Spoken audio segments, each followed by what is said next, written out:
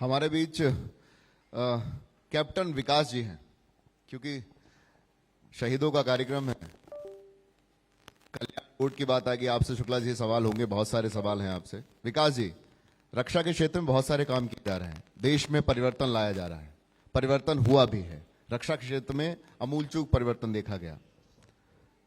क्या मानते हैं, क्या कमी और है जो पूरी करनी है?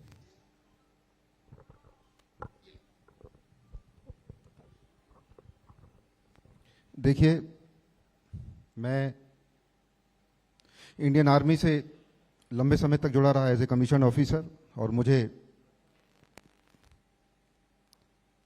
बहुत भारतीय सेना में पिछले 3 दशकों में जो मैंने परिवर्तन देखा है, मैं उसका साक्षी रहा हूं। जब 90 के दशक में हम लोग कमीशन ऑफिसर के रूप में पहली पोस्टिंग हुई थी, उस समय के बाद की सेना और आज की सेना में बहुत बड़ा फर्क है। पहले बड़ा रिजिड स्ट्रक्चर हुआ करता था आर्मी का, आर्मी, एयरफोर्स और नेवी का। हमारे कैप्टन राकेश शुक्ला जी, आप नेवी से हैं। नेवी में कैप्टन इक्विवेलेंट टू कर्नल होता है। आप जिला सैनिक कल्याण अधिकारी हैं, और मेरे नोएडा में, मेरे पड़ोस में, मेरे सेक्टर में ही रहते, तो मेरे साथ आज यहां पर आए हैं। तो आज रास्ते में हम लोग इसी विषय की चर्चा कर रहे थे। नोएडा से मुझे यहां आपके इस कार्यक्रम स्थल तक आने में मात्र 50 मिनट लगे, और यही बात अगर आज से 2-3 वर्ष पूर्व अगर होती तो शायद यहां आने में 2-3, ढाई घंटे, 4-3 घंटे, समय का कुछ पता नहीं, रास्ते में मुरादनगर और मोदी नगर के जाम को भी आप कैलकुलेट करके चलते। तो बहुत लंबा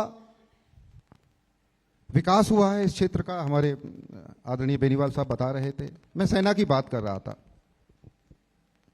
combined chief of defence staff, जो डिफेंस में जो रिफॉर्म्स आए, उसमें सबसे पहली नियुक्ति इस सरकार के द्वारा की गई। अभी आपने देखा कि इंडिजनाइजेशन ऑफ वेपनाइज्ड वेपन्स, उसका एक बहुत बड़ा अभियान चलाया जा रहा है, जिसमें चाहे डिफेंस से टेक्नोलॉजी विदेश से यहां पर लाने की बात हुई हो, या यहां पर मैन्युफैक्चरिंग करने की बात हुई हो, चाहे वो राइफल हो, चाहे वो विमान हो, चाहे वो टैंक्स हो, चाहे वो कोई भी टेक्नोलॉजी हो।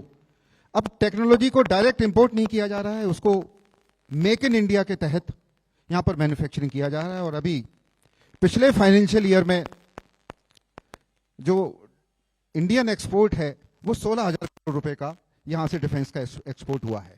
और ये डिफेंस का जो इंफ्रास्ट्रक्चर इस देश में तैयार हो रहा है, वो निश्चित रूप से वर्तमान में माननीय मोदी जी के नेतृत्व में है। आदरणीय मोदी जी को मैं बहुत बहुत बधाई देता हूं कि डिफेंस के क्षेत्र में, रक्षा के क्षेत्र में वो देश को एक आत्मनिर्भर राष्ट्र की तरफ भारत को लेके जा रहे हैं। मैं इसके लिए उनको बहुत बहुत बधाई देता हूं।